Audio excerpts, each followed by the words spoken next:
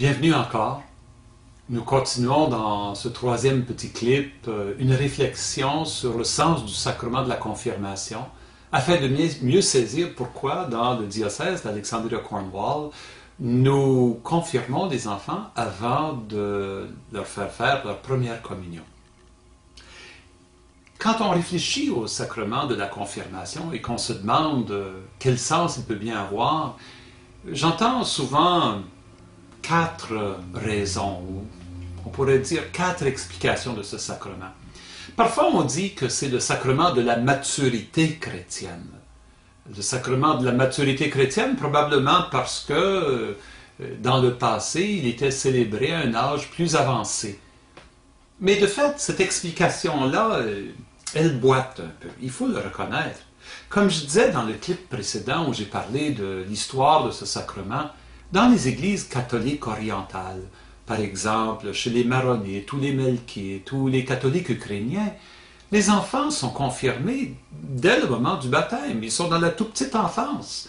On ne peut pas parler de la confirmation comme sacrement de maturité chrétienne, et pourtant c'est une pratique absolument catholique et absolument juste. Et les adultes qui deviennent catholiques, un adulte qui n'était pas croyant et qui veut devenir catholique, qui se présente, on fait pour lui comme on faisait autrefois. La vigile pascale, dans la nuit qui mène au matin de Pâques, on l'amène à l'église et là il est baptisé et confirmé et pour la première fois, il participe à l'Eucharistie, il reçoit la communion. Est-ce qu'on peut parler dans ce cas-là de la confirmation comme sacrement de maturité? Le baptême est déjà un sacrement de maturité pour ce candidat ou cette candidate.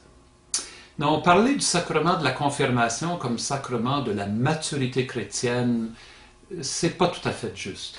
J'en parlerai un peu plus tard. Une deuxième raison ou explication qu'on donne à la confirmation, c'est à partir d'une fausse compréhension du mot confirmation. Il y en a qui disent, bon, tu vas être confirmé, tu vas confirmer ta foi. Comme si la personne qui va être confirmée est en train de se dire, ben, j'ai été baptisé quand j'étais petit enfant, c'était le choix de mes parents, là je vais ratifier le choix de mes parents, je choisis pour moi-même la foi de mes parents, donc je confirme ma foi, je confirme mon baptême. Mais ça, c'est de faire une erreur sérieuse, parce que l'acteur principal, non seulement dans la confirmation, mais dans tous les sacrements, c'est Dieu. Celui qui agit, c'est Dieu. Ce n'est pas nous qui venons confirmer quelque chose, c'est Dieu qui vient confirmer quelque chose. Dieu vient nous confirmer dans la foi. Il nous rend fermes, solides. Il nous établit d'une façon nouvelle et dans une dimension nouvelle, comme je l'expliquerai dans quelques instants. C'est Dieu qui agit, ce n'est pas moi qui viens confirmer ma foi. C'est certain, on fait notre profession de foi dans le sacrement de la confirmation, mais dans presque tous les sacrements, on est invité à professer sa foi au moment du sacrement. Les sacrements sont des sacrements de la foi, tous les sacrements. Donc il ne faut pas voir le sacrement de la confirmation comme celui où je viens, moi, confirmer ma foi.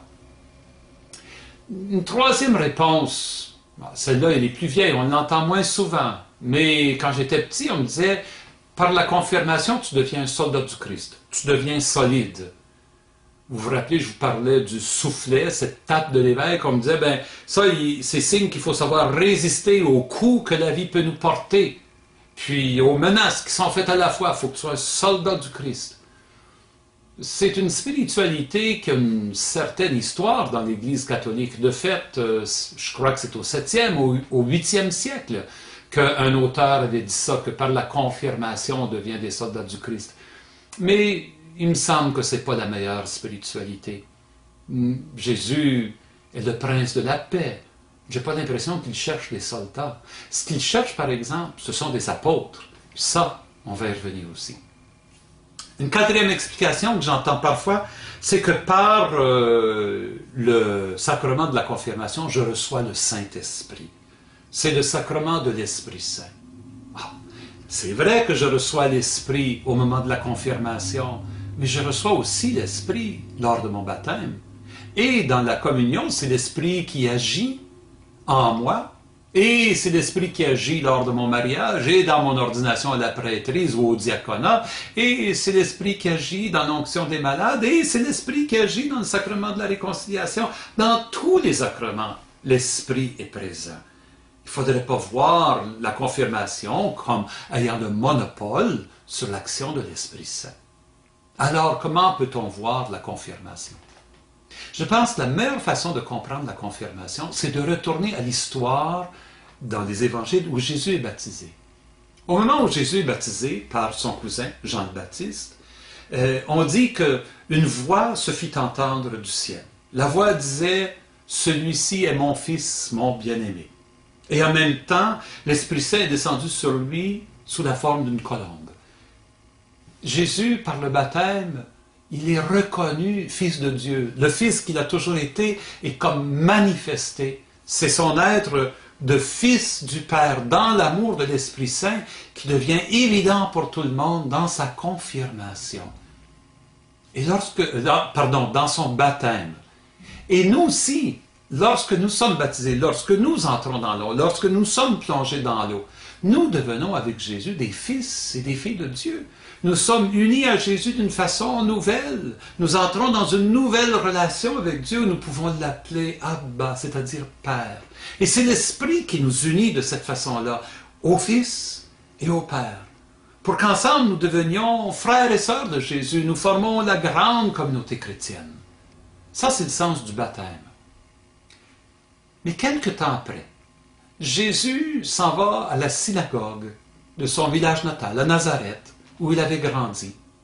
Et là, il sort un texte du prophète Isaïe qui avait été écrit 600 ans avant lui, et il proclame ce texte dans la synagogue. Et le texte dit « L'Esprit du Seigneur est sur moi, parce que le Seigneur m'a consacré par l'onction, il m'a envoyé porter la bonne nouvelle. » Et le texte continue en décrivant comment le prophète est envoyé porter cette bonne nouvelle-là, en apportant la vue aux aveugles, en annonçant la liberté aux prisonniers, en annonçant l'amour, la faveur de Dieu pour les pauvres. Jésus est en train de dire que l'Esprit qui est descendu au baptême ne fait pas seulement que révéler qu'il est le Fils du Père, mais le fait aussi un envoyé du Père, envoyé au cœur du monde, pour porter la bonne nouvelle, pour porter l'amour de Dieu. Moi, j'ai l'impression que c'est exactement ça ce que la confirmation fait. L'Esprit qui nous a été donné au baptême pour faire de nous des frères et des sœurs de Jésus, ce même Esprit nous est donné dans la confirmation pour faire de nous des envoyés du Père. Avec Jésus, nous sommes envoyés. Nous devenons des apôtres, exactement. Nous devenons des messagers de sa bonne nouvelle. Nous sommes engagés à bâtir le monde, bâtir le royaume de Dieu avec Jésus dans son esprit, ce royaume de justice, de paix et de joie. Bon, évidemment, les enfants de 8 ans, de 7 ans, ils comprennent ça à leur façon. Qu'est-ce que ça veut dire pour un enfant de 7 ans ou de 8 ans de bâtir un monde meilleur? Peut-être ça veut tout simplement dire pas se chicaner avec son petit frère et sa petite sœur. Peut-être ça veut dire partager son dessert avec son ami. Peut-être ça veut dire s'engager à faire du bien autour de lui. L'enfant va vivre ce sacrement-là à la façon d'un enfant. Le défi sera, d'année en année, de mieux comprendre le sens de ce sacrement du baptême et de la confirmation, pour mieux devenir un fils ou une fille de Dieu, pour mieux devenir un apôtre. À mesure que je vieillis, moi, aujourd'hui, il me semble que je comprends mieux qu'est-ce que ça veut dire être membre de cette communauté chrétienne, rassemblée et nourrie par la parole de Dieu et par les sacrements. Et je comprends mieux aussi ce que ça veut dire que d'être envoyé au cœur du monde, porter la bonne nouvelle, être des témoins de l'amour de Dieu au cœur du monde. La maturité, c'est là où elle entre en jeu. Et elle nous aide, à mesure qu'on devient plus mature psychologiquement et physiquement et spirituellement, à mieux permettre à l'Esprit Saint de faire vivre en nous les dons de ces deux grands sacrements. C'est pour ça qu'il me semble que le baptême et la confirmation s'appellent l'un l'autre comme les deux pages d'une même feuille. Un côté le baptême, l'autre côté la confirmation. Tu ne peux pas avoir une feuille sans les deux pages. Et l'initiation chrétienne appelle ces deux sacrements-là. Une fois que je suis baptisé, uni à Jésus qui est le Fils de Dieu, une fois que je suis confirmé, uni à Jésus qui est l'envoyé du Père, enfin, je peux me présenter à ce grand sacrement qui est le sommet de l'initiation chrétienne et qui est la source de la vie chrétienne, le sacrement de l'Eucharistie, où je reçois le corps et le sang du Christ, où je suis uni à lui, uni avec mes frères et sœurs pour être envoyé au cœur du monde. Voilà pourquoi nous avons décidé dans le diocèse d'Alexandria-Cornwall de remettre les sacrements d'initiation à leur ordre.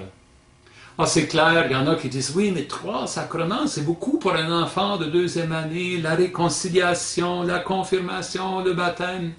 Je vous invite à ne pas voir 3 sacrements, mais à voir un processus d'initiation. C'est un processus à 3 temps. Dans un premier temps, on revit la grâce de notre baptême en renouvelant notre rejet du mal, en confessant notre péché et en accueillant le pardon de Dieu, comme lors de notre baptême. Nous devenons des fils et des filles de Dieu lors de ce sacrement de la réconciliation. Et dans un deuxième temps, nous venons à l'évêque qui nous oint du Saint-Crème et qui nous donne cet esprit, qui nous envoie au cœur du monde à être les témoins de la bonne nouvelle. Et dans un troisième temps, nous nous rassemblons avec la communauté chrétienne pour faire en souvenir de Jésus ce qu'il a fait le soir avant de mourir. Nous rendons grâce à Dieu et nous partageons son corps et son sang, présence transfigurante dans nos vies. Je vous invite, comme parents, à vous engager dans ce processus avec vos enfants, afin qu'ils le vivent d'une façon joyeuse, d'une façon vivante, mais surtout que dans les années qui suivront, vous pourrez les aider à mieux saisir le sens de ces sacrements, à aider la grâce du sacrement à se déployer dans leur vie, pour qu'ils apprennent vraiment qu'est-ce que ça veut dire être membre du corps du Christ et être des apôtres du Christ au cœur du monde. C'est le défi, le grand défi qui est le vôtre, comme parents chrétiens. Et je peux vous assurer que vous avez mon appui, ma prière et ma bénédiction. Que Dieu vous accompagne durant cette année où vos enfants compléteront leur initiation chrétienne.